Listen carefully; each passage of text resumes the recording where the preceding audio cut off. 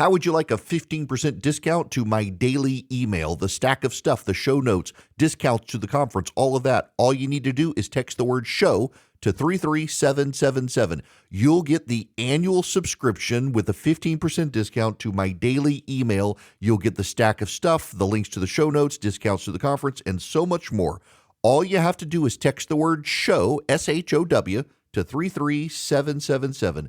Text show to 33777.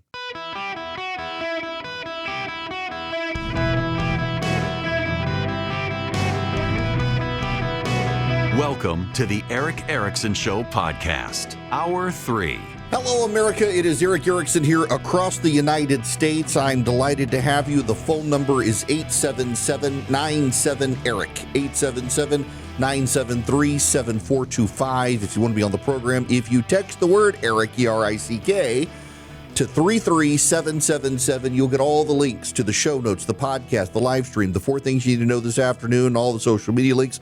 You should follow me on YouTube and Instagram at EW Erickson. I want to talk about the isolation and alienation of the American press corps right now, because there was a piece that a tweet that went viral, and it was one of several tweets from reporters, journalists, and the media elite who saw the memorial service for Charlie Kirk on Sunday and could not figure out what's going on.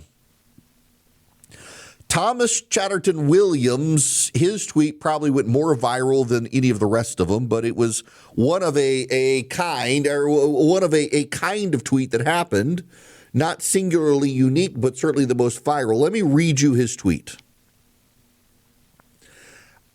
He shows 2 pictures in this tweet. One is Erica Kirk hugging Donald Trump as he is looking and pointing upward towards heaven. The other are of a group of young people with their arms in the air, praise worship singing. I think Chris Tomlinson was on the stage at the time leading worship, and they were arms in the air, praise music singing. Thomas Chatterton Williams, who you should know, is described in his Twitter bio as clearly one of the elite. I mean, he's a member of faculty at Bard College, writer for The Atlantic, trustee of the American Academy in Berlin, a fellow of the John Simon Guggenheim Memorial Foundation, John Jacob Jingleheimer Schmidt as well, apparently in there. Thomas Chatterton Williams tweeted, "I've spent half of my adult life living in one foreign country or another, and I don't think I've ever felt so estranged from the surrounding culture as I am from the aesthetics and sensibilities of this movement. Not even a criticism. I just feel more at home in Greece than in these images of the Charlie Kirk rally or memorial service." He followed it up immediately with this tweet. "I feel more at home in spots where I can't read the road signs than here." And others as well were like, I don't even know what to make of this. I don't know what I'm watching. What is this? This is kind of weird. Don't tune out because I'm not making a theological point here, but you just the history of this, because it is actually kind of fascinating. Some of you may appreciate this. I, Eric Erickson, could go to an underground church happening this weekend in Tibet, not speaking any of the language, and I would know the hymns they're singing. Some, not all. I would not know or understand the words being spoken, but I would recognize the liturgy. I would recognize the flow of the worship service. I would understand when the Bible is being read. I would understand the prayers. I would not understand a single word, but I would know what's going on.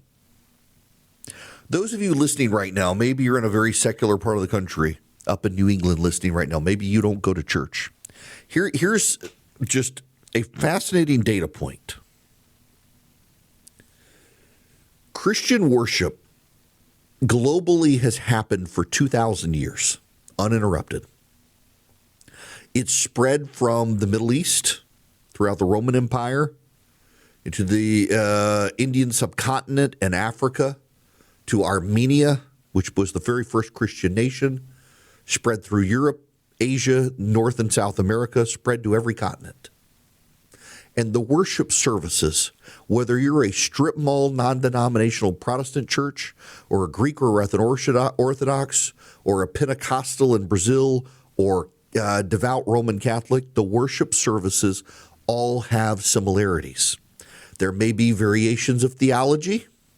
There may be things one denomination does that the other doesn't.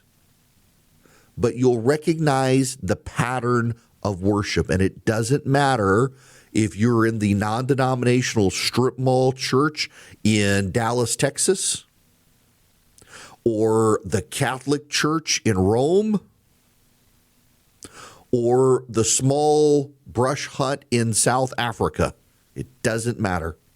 You'll recognize parts of what's going on. You'll recognize it as Christian worship.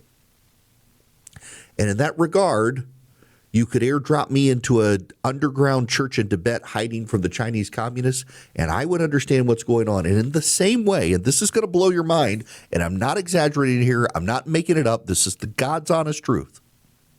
You could take a Tibetan Christian from that underground church and drop them into Charlie Kirk's memorial on Sunday, and they would have more sense of what's happening than taking Thomas Chatterton Williams, a staff writer for The Atlantic, to that service. That's how alienated the American elite have become from the rest of society. There are 2.6 billion Christians on planet Earth who have more in common with each other than the staff writer at The Atlantic has with the rest of the 300 million Americans that he deals with. And part of the problem is that the American elite these days think that they should be able to pull the levers of the technocracy and bureaucracy for us and against us, and they don't know anything about us. I mentioned the other day on this program tacos. Somebody on Twitter, a lady and a listener, got mad at me saying I was downplaying assimilation, or I was undermining assimilation, mocking assimilation. I was doing no such thing. It's actually a real thing. We as a country, as a melting pot, have assimilated, and the food culture in the United States is proof of that assimilation. If we were a racist country, in the way the left claims, you would not have a bunch of white people eating tacos. You would not have a bunch of Mexican people eating gumbo. You would not have a bunch of black people eating, I don't know, what's the most white food you can think of? Beans on toast, I think. I don't think any black person wants to eat beans on toast, but you know what I mean. Why is it that black food culture in the country, as an aside, is the best? The rest of us, I mean, this is why, I think one of the proofs of our not being a racist country is the embrace of so many things that first slave culture, then pre-civil rights black culture in the South, and then black culture in general have brought into the United States.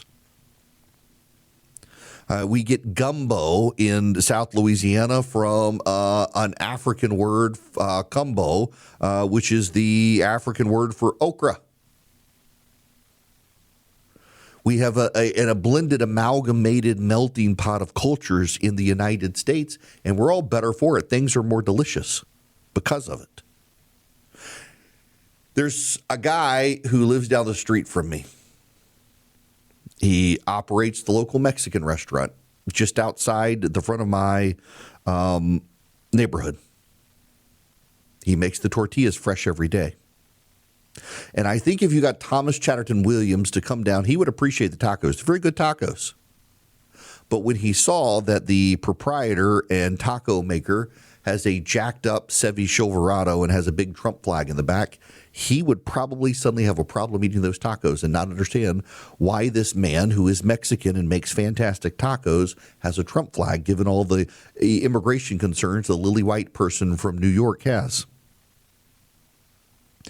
The writers at The Atlantic, CNN, the New York Times, the Washington Post, the anchors at CBS, ABC, NBC, PBS, they show up in Des Moines once every 4 years with snow on the ground to check out presidential politics. Maybe they show up at the fair at Ames the preceding August. And otherwise, they go back to Iowa. It's on the calendar once every 4 years. They spend a little bit of time in Iowa and think they know Iowa. They haven't traveled Iowa. They haven't been like Charles Grassley, the senator, who famously goes to every single county every single year. They have more in common with Athens, Greece than Athens, Georgia. They don't even know there's a Rome, Georgia, while they're going to Rome, Italy. They much prefer Paris, France to Paris, Texas. They're isolated. Whether you're in small-town Wisconsin or Pennsylvania or small-town Louisiana, you have more in common with each other than many of our elite members of the press and intelligentsia in Washington and New York have with the rest of us. Here's the thing. Charlie and Philip can laugh at this, but y'all know I did grow up in the Middle East in Dubai from 5 to 15. We lived there. Every few months, we had to get our visa renewed. We would hop out of the country. My dad's oil company would pay for us to go somewhere for a week. Pretty much anywhere in the Eastern Hemisphere you wanted to go for a week, several times a year. I've still been to more countries than states. I have eaten Toblerone bars out of a mini fridge in Malaysia with the president of Pakistan. When I was 15 years old, I met Margaret Thatcher. I have traveled the world by myself. I've been in a plane crash by myself in Europe. I speak multiple languages.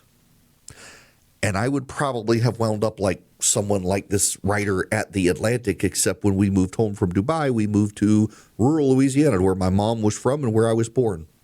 Still one of the poorest parishes in the state of Louisiana. Louisiana's parishes, not counties. But you know what? We went to church on Sunday. We had family lunch after church more often than not. And then my dad would settle in for football in the afternoons. We did homework, although my mom did not like me doing homework on Sunday. She wanted it done on Saturday, but I procrastinate. I graduated from high school now 30 years ago. I still, 30 years later, hold the record for the biggest academic scholarship ever given to anyone who graduated from my high school in rural Louisiana. I also went further away from home than anyone else, and in my graduating high school class, only 2 of us left the state. Only half of the kids even went to college. A lot of them wound up in the state penitentiary.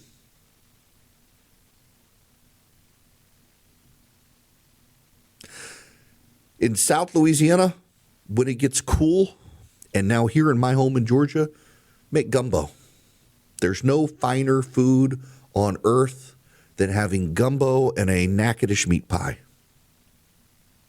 Maybe make some real good French bread. Go to Rouse's in Louisiana. I've got the bread recipe. So Rouse's is a Louisiana grocery store, and it's better than any grocery store, even my beloved Publix. And they have incredible po' boy bread. Po' boy bread is hard to make, and you slather it with butter and garlic. You have some garlic bread with your gumbo and your Natchitoches meat pies. And you know what? If you're from rural Wisconsin or rural Georgia or rural Texas or rural Washington State, you got more in common with my family eating on a cool fall afternoon great food from South Louisiana than you do with the people in New York. And as those of you who live in Lafayette and are listening right now know, your little hole-in-the-wall diner down there is more integrated behind the counter and in front of the counter in the dining room than many of the restaurants in Manhattan or Washington, D.C. Go down to Bainbridge, Georgia. Go to McRae, Georgia. Right along the railroad tracks, you'll find a meat and three.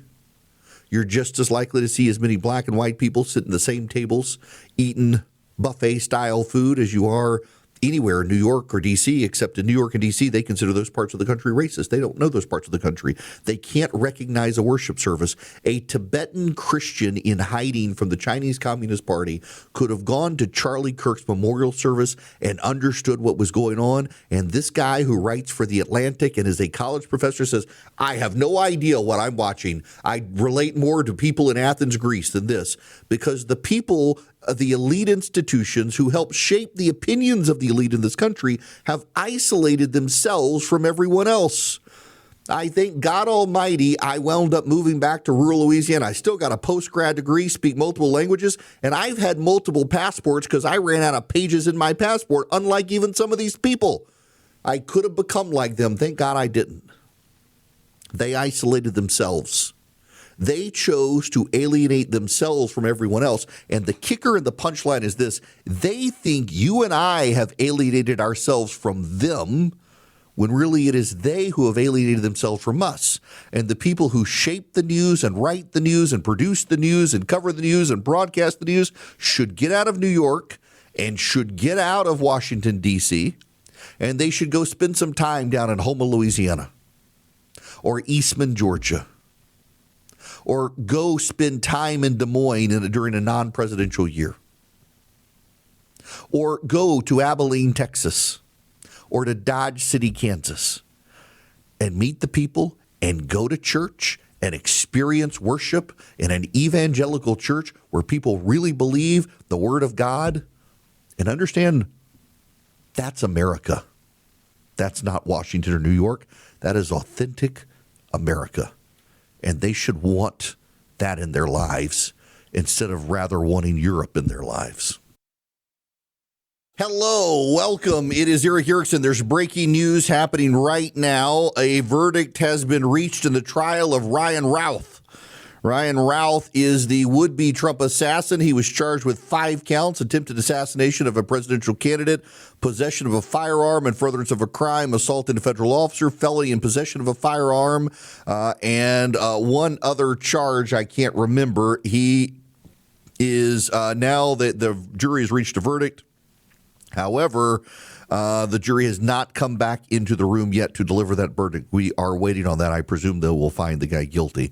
We'll see where this goes here shortly. The other news we've got is that Google is admitting the Biden administration pressured Google into censoring people during COVID that they thought were spreading disinformation about COVID. We got a lot of stuff that we got to cover on the other side of the break. There's also been a shooting at a mall in Augusta, Georgia. The mall has been closed down. Two people are being held by the police, according to the local news. Lots happening. Right now, I got to tell you about Old Glory Bank, my bank. They would love to be your bank. You can go to oldglorybank.com/Eric if you want an account. I've got a no-fee checking and a no-fee savings account with Old Glory Bank. They do business accounts. They can do mortgages. They can do car loans. They can do CDs. They would love to be your bank, or if you need a custodial account for your kids, they can do that. They're an online bank, but they made it easy to deposit cash at their bank. They are deeply involved with the businesses that have business accounts in case you need loans with them. They get to know your business, and they're just good people. They're a bank by conservatives for conservatives. They created the bank because they were concerned about the debanking trends that were going on in America. They wanted to be able to protect people, even if they don't agree with your politics. You go to oldglorybank.com/Eric. They're one of the fastest growing banks in the country right now. oldglorybank.com/ERICK. They would love for you to get set up. You can fill out the account online. It takes less than 8 minutes to get set up. They got innovative programs, debit card, bill pay, things like that. oldglorybank.com/Eric. They are a member, FDIC. They are an equal housing lender. Terms and conditions do apply. You can find out more at oldglorybank.com/ERICK. We've got some breaking news now. Ryan Routh found guilty by a jury in Florida of all 5 counts against him. He was the attempted assassin of Donald Trump, hiding in the bushes down there at the golf course. Ryan Routh found guilty on all charges. Now, y'all, I want to pull back the curtain a little bit, let you know one of the things that I got to deal with on occasion here on the program. So I started this hour explaining, said this isn't theology, this is something you need to know, and explaining that for 2,000 years, Christians have worshiped so similarly that you could take me, drop me in Tibet, unable to speak the language or know anyone, and to go to an underground church, and I would be able to follow the flow of worship. And in the same way, you could take a Tibetan, drop him into Charlie Kirk's memorial, and he would be able to recognize what was going on just by being a member of an underground church hiding from the communist Chinese, and he would understand better what's happening than a writer at The Atlantic would, a man who admitted it was foreign and alien to him. He didn't understand what was going on. You could bring a Christian from Namibia, drop him into Charlie Kirk's memorial service, and they would be overwhelmed, but they would still recognize the patterns of worship and even some of the songs. Some of the songs have become so ubiquitous within churches around the world, including Catholicism, that those songs are like Amazing Grace, for example. It doesn't matter where you are on planet Earth. John Newton's Amazing Grace is a song sung. Catholics sing it, Orthodox sing it, Presbyterians sing it, Baptists sing it, mission churches in Africa sing it, and oftentimes in their own native language, but they sing it. They recognize it. And yet this guy at the Atlantic saw the Charlie Kirk Memorial Service and was like, this is foreign to me. I don't even understand what's happening. It just blows my mind how alienated the elite are. However, having explained all of that, it's not theology, it's history, it's current events. Here's an email I get. Your show is not marketed as a religious show. Yet every time I tune in, you're talking about religion. That's like you wanting to watch a football game, and one of the broadcasters keeps talking about death metal. There is no God, and you know it because you, nor anyone in the history of man, has ever seen or heard from God. It's just your belief, and it's not fact. If you tell me you've talked to God himself, I'd say you're a liar. The irony is there is no God to judge you for being a liar. You're good at political info. That's what your show says it's about. So do the show how it's marketed. Please practice religion on your own time.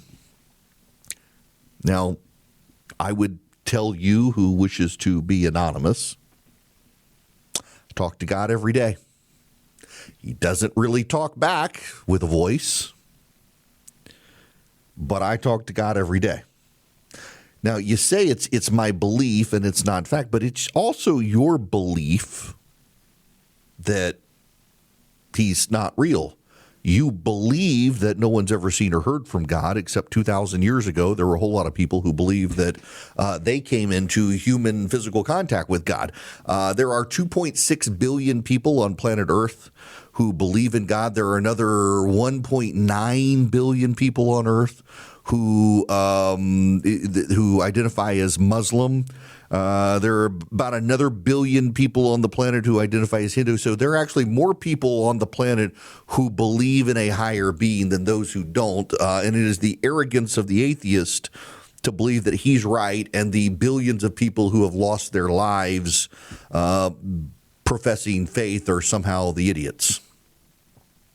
But this is what I deal with on a regular basis, and I wasn't even talking about theology. I'm certainly happy to talk about theology and have, but I was just making a point that this person had sailed completely over their head that you can be a tribal Christian from, I don't care, Haiti, go to the Charlie Kirk service on Sunday, you're going to actually recognize some of the hymns and understand when people were praying and what they were doing when they were praying. And a writer in New York City at the Atlantic was befuddled by the whole thing. And this atheist totally missed the point, completely sailed over their head.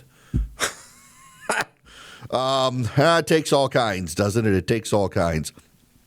That is, however, the alienation of the American press corps and some others. This guy, I would encourage him to tune in more often because there's a whole lot of other stuff we talk about.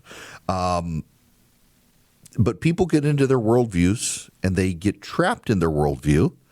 And then they go searching for affirmation for their worldview, and they don't want to challenge it. You know, this is one of the problems. And by the way, I think this is a blanket problem across the world and in our society in the United States. It's a problem for everybody. On the left and the right, it's a problem for the center. You know, there are people in the center, the moderates, the mushy moderates who stand for nothing. And they have their nose in the air. We're the most virtuous because we're not on either side. The sides are gross. Many of those people are actually progressives, and they find contemptible the non-elite. A pastoral friend of mine actually was commenting on some of this earlier, and he was responding to a professor of mathematics. Let me read you the tweet from the professor of mathematics. U.S. evangelical Christianity feels foreign to me for many reasons, but I am still shocked by how urban liberals loathe it and gratuitously associate it with backwardness and racism. It is probably the most glaring example of gut-driven bigotry I have observed in 35 years. My friend Derek Rishmali replies, the repugnant cultural other is even easier to despise when it is coded lower class, uneducated, low culture, kitchen dumb. In a meritocratic society, feeling smarter than someone is the last acceptable moral prejudice. He's not wrong. He is not wrong by any stretch of the imagination. And I find it notable that this professor of mathematics, and I don't know the guy. In fact, let's look him up together and see who is this guy. Carlo Lancelotti, I'm assuming by the name, probably Catholic. College of Staten Island, professor of mathematics. There you go. Member of the physics faculty at the Graduate Center of City University of New York. Pretty impressive. Yep. And a Catholic. Pretty impressive background from this guy. And noticing how evangelical Christianity feels so foreign, not just to himself, but urban liberals hate it. You know, it's very interesting. Tim Keller started a church at Redeemer in New York, and it was a lot of originally transplants to the city from the South and elsewhere who moved in to the area, and they started going to church there, and it was a very small congregation. And then 9/11 happened, and the congregation just kind of expanded rapidly. And you had professionals and you had the working class mingling together. That's always kind of been one of the hallmarks of evangelicalism, and Tim Keller is an evangelical Presbyterian pastor, is you show up at my church on Sunday, and you're going to have the guy who cuts down trees, you're going to have the doctor, and you're going to have the lawyer, you're going to have the school teacher, you're going to have the talk radio show host, and they're all in church together, oftentimes in Sunday school together. A wide array of people, some working class, some professional, some poor, some rich, everybody with their life falling apart privately in some way, and everybody's there together. It is a great common denominator. You go back to St. Ambrose in the Roman Empire, who forced the emperor of Rome to sit in sackcloth on his knees begging for entrance to the church, while the poor peasants and the lepers were allowed inside. It's kind of a stunning equalizer that has not been appreciated by the global elite, who view they like to preach equality and equity, but they don't actually practice it. It's one of the great hypocrisies of modern progressivism is how it preaches equity and equality and doesn't actually believe it. Kamala Harris is not going to let the homeless man on her private jet with her. She's not. She wants you to let the homeless man on a plane with you, but not with her. In communist and socialist societies, the elite do quite well. It's everybody else who suffers. It's not a coincidence that the elite trust funders in this country are the ones fueling all the antagonism in the country. Alex Soros has never had to really worry about a paycheck in his life. He's never had to worry about making ends meet. And Alex Soros is a socialist who thinks that we should have greater equity in this country by raising taxes on some and giving others benefits and allowing bad people out of jail because society oppressed them in some way. He gets to live in a fancy tower, a skyscraper surrounded by private guards, and fly private planes and take helicopters and isolate himself from the very rest of society. And yet he thinks he should be able to pull the power levers to be able to control society for what he believes deep down is not a fair society. And by God, he's going to spend his money and use his power to make it more fair for everyone except himself, where he still wants the advantages. It's what wealthy progressives do. So now you have the heirs of John Paul Getty, who at the time was one of the richest men on planet Earth, the heirs of the Rockefellers and the Vanderbilts, spending their money to shut down the oil companies that made their family wealth, because now that they've gotten wealthy, they don't want anybody else to get wealthy. They don't want anybody else to compete. And they do so, and they embrace phrases thinking that you will buy into the phrases that are relatively neutral, that they actually mean to elevate you out of poverty. You know, capitalism, which is more and more maligned today, capitalism has elevated more people out of poverty than any other economic system. Socialism and communism have driven more people into poverty. But the progressive trust fund elite, they don't care because they know they'll be fine.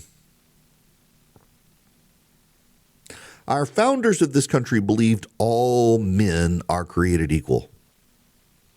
The progressive elite believe all outcomes should be forced to be equal. I'm with the founders. Some people are better at one thing than others. Some are smarter than others. Some are born into families that start out with more money. They have more opportunities than others. And I think we should live in a world where we can provide as much opportunity to everyone, but not affirmative action. Provide young kids access to good schools. But see, the left doesn't want to provide kids with good schools. They want to provide kids with public schools. And there's the difference between a public school and a good school. There are some good public schools, but not all public schools are good. But the left doesn't care. They want you assigned to a school based on your zip code. And then they make sure that they can afford to live in the zip codes with the good schools or can afford to send their kids to private schools, and you're stuck. And they don't want you to have school choice because they do not want your kid coming to their school. In the name of equality, equity, all of that, your kid's got to be deprived of a good education because there could be some kid in a public school who can't afford to do better than that public school. So while the rich can send their kids to private school, you can't. So you got to go to the failing public school in the name of equity and work like the devil to keep your kid engaged and advance their academic career. This is what the left wants. It is a deeply unfair system, and they don't recognize the rest of the country. They do not recognize where you and I live. They do not recognize the rhyme and rhythm of life in rural and exurban America. They don't recognize the food culture. If anything, they think we've culturally appropriated from someone else. They want to lecture us. They want to control us. They want nothing else to do with us. And then there are those, when you try to explain the rhyme and rhythm of life to them, they say, you're getting religious. We can't have that. As opposed to, in most parts of the country, people still get up on a Sunday morning and go to church. You might as well understand what they're doing. Hello there. Welcome. It is Eric Erickson here. If you go to search Ryan Routh at the New York Times, the headline is "Man Found Not Guilty of Trying to Assassinate Trump in Florida." In a surprise verdict, a federal jury acquitted Ryan Routh of attempting to assassinate a major presidential candidate. That is the print edition for tomorrow, except, they found him guilty. Mary Catherine Ham just found that on, let's see if I can duplicate this, Ryan Routh. They've now changed the headline, "Man Found Guilty." Wow, they really edited this thing up. Yeah, man who plotted to kill President Trump last year and staked him out at one of his Florida golf courses with a semi-automatic rifle was found guilty on Tuesday. Did they write both articles and they were just trying to save time? That's really kind of bizarre, actually, and yet this appears to be what happened. That's baffling to me. Ryan Routh found guilty. By the way, can I just say, the most endearing opinion I have of Donald Trump, I agree with a friend of mine who writes over at Red State now. The most endearing based opinions that Donald Trump has is his deep and personal hatred of windmills. I agree. By the way, there is some breaking news that is literally just seeing the wire as I was telling you about windmills. Multiple eyewitnesses in the courtroom as the guilty verdict was being read. Ryan Routh picked up a pin and attempted to stab himself in the neck before officials restrained him during the reading of the verdict. This is kind of wild. Ryan Routh attempted to commit suicide in the courtroom as they were reading the verdict that he was guilty of the attempted assassination of Donald Trump, and just crazy. Tried to stab himself in the neck with a pin. Officers got him out of the courtroom and shackled him and brought him back in to complete the process. That's happening right now. What a wild world we live in, is it not? Lots of breaking news today. So we began with the Secret Service, and I would remind you that telecom operation they uncovered in New York, it looks like it involved the Chinese and the drug cartels and other criminal enterprises in New York City, and could have shut down the telecommunications system as the United Nations was meeting. The president spoke at the UN. Had a shooting at a mall in Augusta, Georgia. We've got Ryan Routh guilty. Lots of breaking news today. Oh, and Oklahoma State University fired its longtime multi-decade football coach after losing to the University of Tulsa this past weekend. And they play Baylor this Saturday. That's going to be a game to watch. See how that goes. My goodness gracious. Now, I got to tell you about Americans for Prosperity. They would like for you to take a step for freedom in your community. It is their 250,000 Steps for Freedom Challenge. Now, they're not asking you to take 250,000 steps for freedom. They're asking you to take one step. And they're asking me to take a step. And they're asking your friend in the car with you right now who's listening to me to take a step. And if 250,000 of just take one step for freedom, all of us will have meaningfully advanced freedom in this country. To find out more, go to afpvolunteer.com. afpvolunteer.com.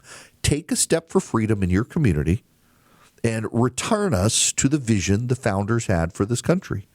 Take a step for freedom and go find out what those steps look like at afpvolunteer.com. And by the way, you can sign up for AFP. They're the largest leading grassroots group in the country. They would love to have you on their side. It's afpvolunteer.com is the website.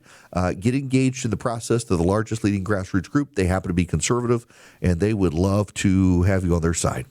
Ongoing news plays out on the Secret Service investigation in New York City. I will try to get the latest overnight and bring it to you tomorrow. And, of course, we'll see how this Ryan Routh situation plays out in Florida, what the sentence will be. So I'll bring you that update tomorrow. You guys have a great rest of the day.